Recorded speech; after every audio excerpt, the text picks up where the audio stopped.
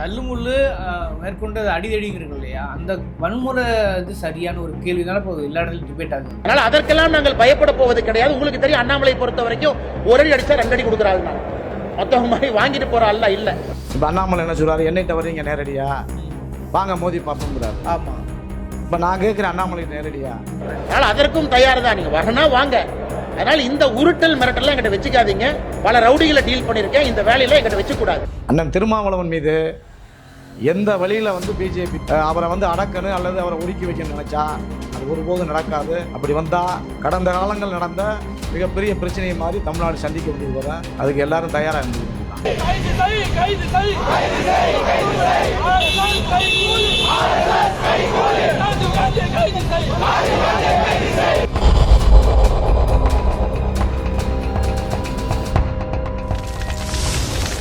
Sir வணக்கம். வணக்கம். குறிப்பாக திருமாவளவன் சம்பந்தமான ஒரு ஆக்சிடென்ட் விஷயம் அது இன்னைக்கு ஊதி பெருசாக்கி இன்னைக்கு ஊடகங்கள்லாம் பேசும் பொருளாகி உயர்நீதிமன்றம் மாவட்ட நீதிமன்றங்கள்லாம் ஒரு போராட்டமாக முன்னெடுக்கப்படுகிறது. அதில் குறிப்பாக சாதிய சாயம் பூசி ஒருங்கிணைவதோ ஒரு தோற்றம் ஏற்பட்டுருக்கிறது.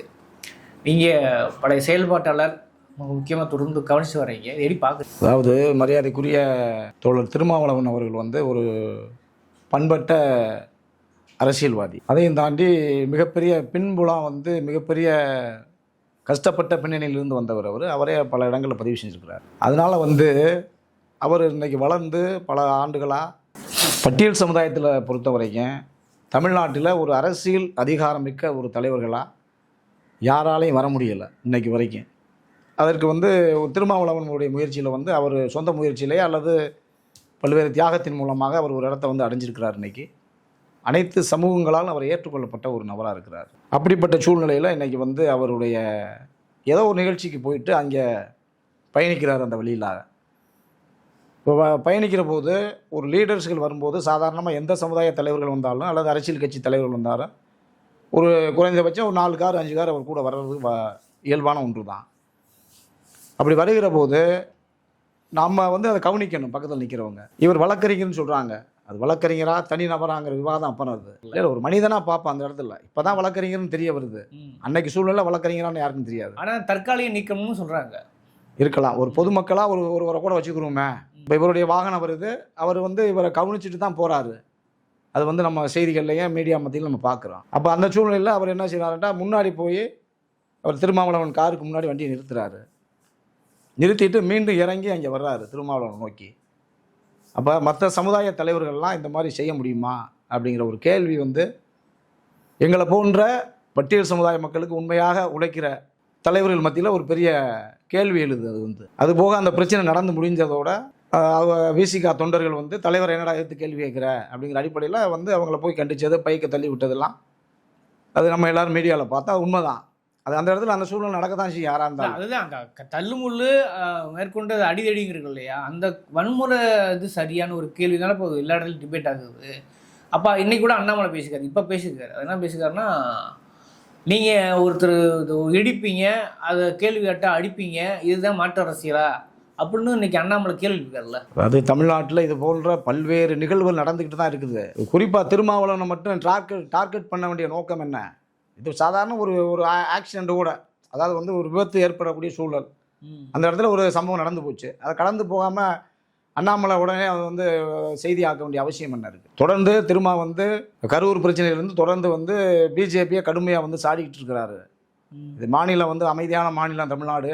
இங்கே தமிழ்நாட்டு மக்கள் எல்லாம் ஒற்றுமையாக இருக்கிறாங்க. விஜயனுடைய நிகழ்ச்சி அது ஒரு விபத்து தான், அதில் எந்த உள்நோக்கமும் கிடையாது, எந்த சதி வேலையும் கிடையாதுங்கிறது எல்லாருக்குமே தெரியும். அப்போ இதில் பிஜேபி உள்ள நுழைஞ்சு அரசியல் பண்ண நினைக்கிறாங்க. அதை தொடர்ந்து அவர் திருமாவளவன் அம்பலப்படுத்திக்கிட்டு இருக்காரு. தொடர்ந்து தமிழ்நாட்டு மக்களுக்கு மட்டும் இல்லை, எல்லா தளங்களுக்கும் அவர் அம்பலப்படுத்துகிறாரு. அப்போ இதுக்கு முட்டுக்கட்டையாக இருக்கிறது பிஜேபிக்கு எதிராக திருமாவளவன் தான். அப்போ இவருக்கு ஏதாவது ஒரு சதி சேவை செய்யணும்னு சொல்லி இந்த மாதிரி ஒரு செட்டப் கூட அவர் செஞ்சுருக்கலாம்ங்கிறதா நம்ம மாதிரி ஆளுகளை யோசிக்க வைக்கிறது. இப்போ இல்லை, அதுவும் நடந்தது ஒரு யதார்த்தமான ஆக்சிடென்ட் சொல்கிறாங்க, அதுக்கு முன்னாடி பிஜேபி சதின்னு சொல்லுது. சரியா? நிச்சயமான சதி இது. ஏன்னுட்டா அண்ணாமலை இது மாதிரி பல விவாதங்களை உருவாக்கி விட்டுருக்கிறாரு. ஏற்கனவே ஒரு ஊரில் ஒரு பள்ளி மாணவி ஒரு உயிரிழந்த சம்பவத்தை மத பிரச்சனையாக கொண்டு வந்தார். அப்போ இது மாதிரி ஏகப்பட்ட ஆதாரங்கள் இருக்குது.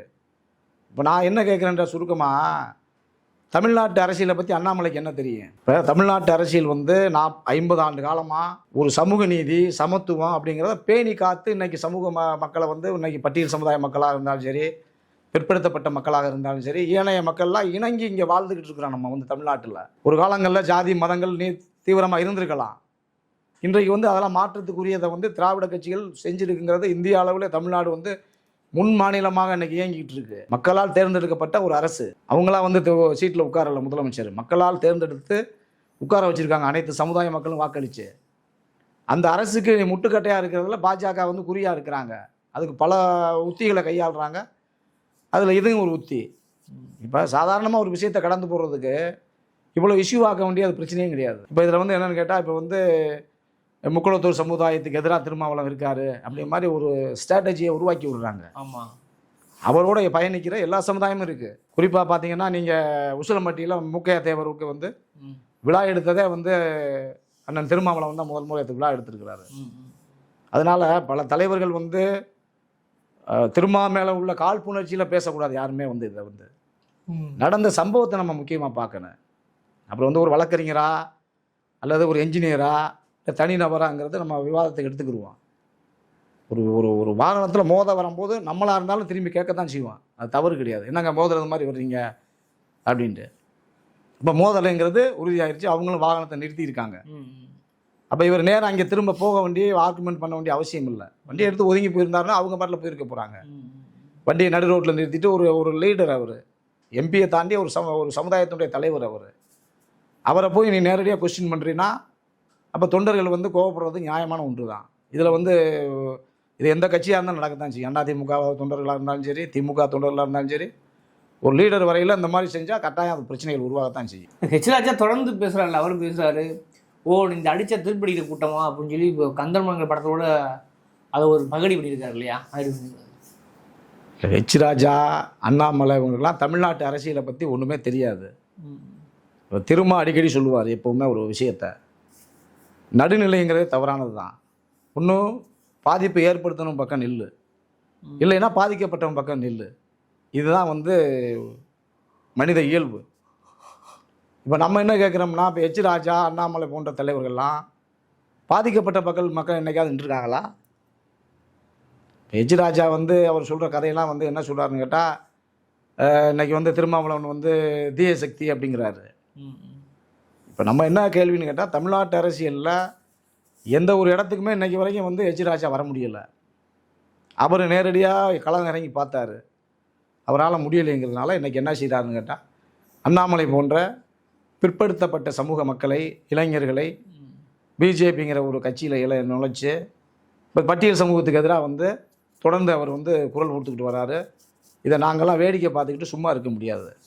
கடந்த காலங்களில் இது மாதிரி நிறைய பிரச்சனைகள் தமிழ்நாட்டில் நடந்திருக்கு, குறிப்பாக தென் மாவட்டத்தில் நடந்திருக்கு. நீங்கள் சொல்கிற பார்த்தா அண்ணாமலையும் நான் அடித்தா 2வது இடம் திருப்பி அடிப்பேன் அவரும் சொல்கிறாரு, நாங்கள் அடைய சும்மா அப்போ நீங்களும் வந்து என்ன சொல்கிறீங்கன்னா வேடிக்கை பார்க்க முடியாதுன்னு சொல்கிறாங்க. இது ஒரு வன்முறை களமாக மாறுகிற வாய்ப்பு இருக்கா இல்லையா? இப்போ எங்களுடைய கேள்வி அவங்க சொன்ன பதிலே இருக்குது, அவங்க கேட்குற கேள்வியிலே பதில் இருக்குது. அடித்தா திருப்பி அடிப்புங்கிறது தான் இயல்பான ஒன்று. இப்போ யார் முதல்ல அடிக்குங்கிற பிரச்சனை இருக்குது.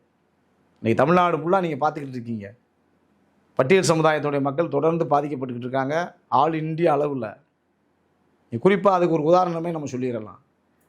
உச்சநீதிமன்ற தலைமை நீதிபதி மாண்புமிகு BR கவாய் அவர்கள் மீது ஒரு பார்ப்பன வழக்கறிஞர் செருப்பை கலட்டி ஷூவை வீசுகிறாருன்னா, இது வந்து இப்போ சாதாரண மக்களுக்கான நிலைமை என்னங்கிறது இந்தியாவில் உள்ள பட்டியல் மக்களை வந்து நீங்களே தெரிஞ்சுக்கங்க, உங்கள் முடிவுக்கு நான் விட்டு விடுகிறேன். அப்போ அந்த நீதிபதி மீது செருப்பு வீசிய அந்த நபரை கைது செய்து வச்சுருக்கிறாங்க.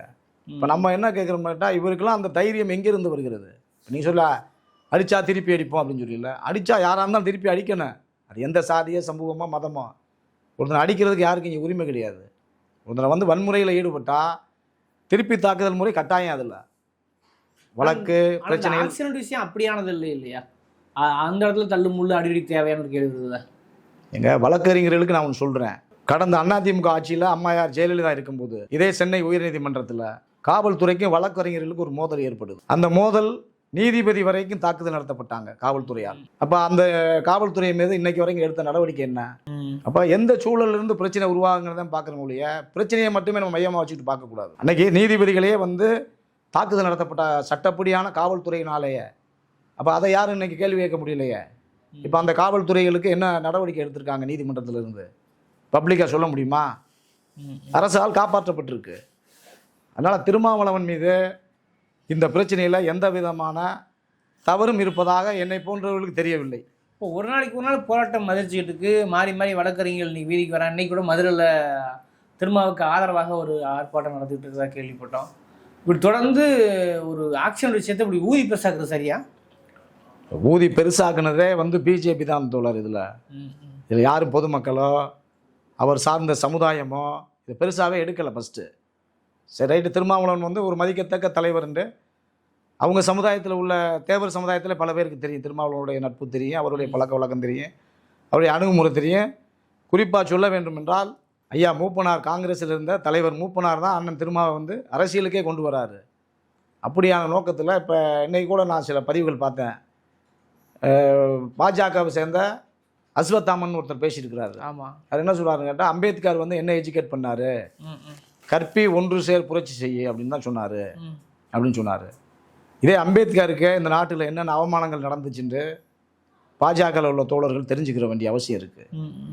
இப்போ அண்ணாமலை என்ன சொல்கிறாரு, என்னைட்ட வரீங்க நேரடியா வாங்க மோதி பார்ப்போங்கிறாரு. ஆமாம், இப்போ நான் கேட்குறேன் அண்ணாமலைகிட்ட நேரடியா என்னோட நீ அரசியல் பேச முதல் தயாரா? நான் ராஜசேகரன் என்னோட முதல் அரசியல் பேச தயாரா? நாங்கள் பட்ட துன்பங்கள் துயரங்கள்லாம் உனக்கு நீ பட்டிருக்கிறியா? நீ சொல்கிறேன் நான் ஒரு ஐபிஎஸ் எனக்கு எல்லாமே தெரியும்ட்டு. உன்னை மாதிரி பல ஐபிஎஸ்சில் தமிழ்நாடு பார்த்தது.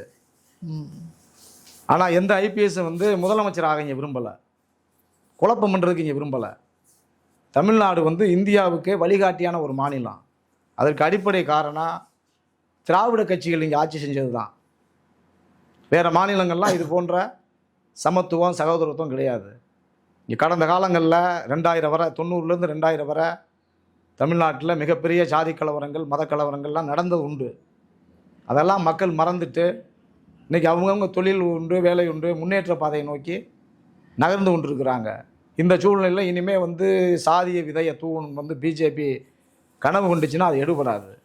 இன்றைக்கி பட்டியல் சமுதாய இளைஞர்கள்லாம் படித்து முன்னேறி எல்லா விவரங்களையும் எனக்கு தெரிஞ்சு வச்சுருக்கிறாங்க. அதனால் மோதல் போக்கெலாம் அவங்க என்னத்தை தான் தூண்டி விட்டாலும் தமிழ்நாடு மக்கள் ஏற்றுக்கிற மாட்டாங்க. அப்படி வழக்கறிஞர்கள் 2 அணியாக இருக்கிறது வழக்கறிஞர் சமூகத்துக்கு நல்லதில்லைன்னு தான் என்னுடைய கருத்து. சொல்கிறீங்க. ஆனால் இப்போ ஒரு சாதி ஒரு குறிப்பாக ஒடுக்கப்பட்ட சமூகமும் பிற்படுத்த சமூகமும் ஒரு மோதல் ஏற்படுவதோ தோற்றம் இப்போ சமீப காலமாக சாதி சங்க தலைவர்கள் பேசுகிறாங்க. அதுபோல் சாதி சங்க வழக்கறிஞர்கள் பேசுகிறாங்க, பாஜக சேர்ந்த சாதி சங்கங்கள் பேசுகிறாங்க. இப்படிலாம் தொடர்ந்து போயிருக்கு இல்லையா? அப்போ இது வந்து ஒரு ஒடுக்கப்பட்ட சமூகத்துக்கும் ஒரு பிற்படுத்தப்பட்ட சமூகத்துக்கும் ஒரு பெரிய பிளவை ஏற்படுத்திடாதா? அதில் யாராவது இங்கிட்டும் சரி அங்கிட்டும் சரி ஒரு சமரச போக்கு நோக்கி போகிறாங்கன்னா சரி, இதுக்கு பின்னணி என்ன இருக்குன்னு நினைக்கிறீங்க? இன்றைக்கி சமத்துவத்தை விரும்புகிற யாருமே வந்து ஜாதிய நோக்கத்தோடையோ வேறு எந்த நோக்கத்தோடையும் வந்து விரும்ப மாட்டாங்க. இப்போ என்னுடைய கேள்வி ஒரே ஒரு கேள்வி தான். தமிழ்நாட்டில் பிற்படுத்தப்பட்ட சமூகம், பட்டியல் சமுதாயம், 2 சமுதாயம், பெரும்பான்மை சமுதாயம். இப்போ வந்து இன்றைக்கி பிசிஆர் வழக்கு நிறையா போடுறாங்க பட்டியல் சமுதாய மக்கள், அதை நீக்கணும் அப்படிங்கிறலாம் பல தலைவர்கள் வந்து இப்போ முக்குளத்தூர் சமுதாயத்தில் பேசுகிறாங்க. இதர பிற்படுத்தப்பட்ட சமுதாயத்தில் புதியாக வந்த தலைவர்கள்லாம் பேசுகிறாங்க. இப்போ அவங்களுக்கு நான் ஒரு கோரிக்கை வைக்கிறேன். உங்கள் அருகாமையில் எல்லா கிராமங்களும் எல்லா சமுதாயம் வாழ்கிறாங்க இல்லையா? அந்த மக்களுக்கு, உங்கள் மக்களுக்கு, பிற்படுத்தப்பட்ட சமுதாய மக்களுக்கு நீங்கள் ஒரு அறிக்கையோ அல்லது அறைகூவல் விடுங்க. நாமெல்லாம் ஒரே தாய் பிள்ளை மக்கள், நாமெல்லாம் இணங்கி வாழக்கூடிய மக்கள். நம்ம போய் அவங்க மீது தாக்குதல் நடத்துறதுனால தான் அவங்க காவல் நிலையத்துக்கு போகிறாங்க, அவங்க பிசிஆர் வழக்குக்கு போகிறாங்க. சட்ட உரிமை இருக்குது அவங்களுக்கு. அந்த மாதிரி ஏதாவது ஒரு தலைவர் அறிக்கை கொடுத்துருக்காரா? நீங்கள் பார்த்துருக்கீங்களா? கொடுக்கணுங்கிறதான் நம்ம நோக்கம். ஏண்டா கடந்த காலங்களில் பல பாதிப்புகள்லாம் ஏற்பட்டிருக்கு. எல்லா சமுதாயத்துக்குமே உயிர் பலிகள் ஆகிருக்கு, பொருளாதாரங்கள் இழந்திருக்காங்க, வழக்கு சந்திரிச்சிருக்காங்க. நிறையா வந்து அதனால் நிறைய தேக்கங்கள் ஏற்பட்டிருக்கு வளர்ச்சியில். அதனால் அதெல்லாம் வேண்டாம். இப்போ இது நடந்தது ஒரு சாதாரண ஒரு விபத்து தான். இதை போய் இந்த அளவுக்கு அரசியலாக்கி பிஜேபி வந்து குளிர்காய நினைக்கிறது வந்து அது அதிமுகவும் துணை போகுங்கிறது தான் என்னுடைய கருத்து. அதில் இறுதியாக சொல்ல வரீங்க? இறுதியாக என்ன சொல்ல வரணும்டா, அண்ணன் திருமாவளவன் மீது எந்த வழியில் வந்து பிஜேபியோ அல்லது பிற சமூகங்களோ அவரை வந்து அடக்கணும் அல்லது அவரை ஒடுக்கி வைக்கணும்னு நினச்சா அது ஒருபோதும் நடக்காது. அப்படி வந்தால் கடந்த காலங்கள் நடந்த மிகப்பெரிய பிரச்சனையை மாதிரி தமிழ்நாடு சந்திக்க வேண்டியது வரும். அதுக்கு எல்லாரும் தயாராக இருந்துக்க வேண்டியதான். இல்லை, இது வேறு மாதிரியான ஒரு எச்சரிக்கை ஆகிடக்கூடாதுல்ல? இல்லை, எச்சரிக்கையாக தான் நம்ம சொல்கிறோம். சாதாரண பிரச்சனை பெருசாக்க வேண்டிய அவசியம் எங்கேருந்து வருது? இது யாருக்கு நீங்கள் இந்த எச்சரிக்கை வர்றீங்க? அதாவது தமிழ்நாடு அமைதியான மாநிலம், இங்கே அமைதியை விரும்புகிற மக்கள் பெரும்பான்மையாக வாழ்கிறாங்க. இதில் எப்படியாவது உள்ள நுழைஞ்சு இந்த சமத்துவமாக இருக்கக்கூடிய மாநிலத்தை சீர்குலைக்கிறதுக்கு பிஜேபி, ஆர்எஸ்எஸ் போன்ற சங் பரிவாரங்களுடைய உத்தியை பல வழியில் கையாளுறாங்க. அதில் வந்து அண்ணன் திருமாவளவனுடைய இந்த பிரச்சனையும் ஒரு இஷ்யூவாக எடுத்து இதில் குளிர் காயலாமன்னு பார்க்குறாங்க. அதுக்கு தமிழ்நாட்டு மக்கள் ஒருபோதும் அனுமதிக்க மாட்டாங்கிறது தான் என்னுடைய கருத்து. ஓகே, நன்றி சார்.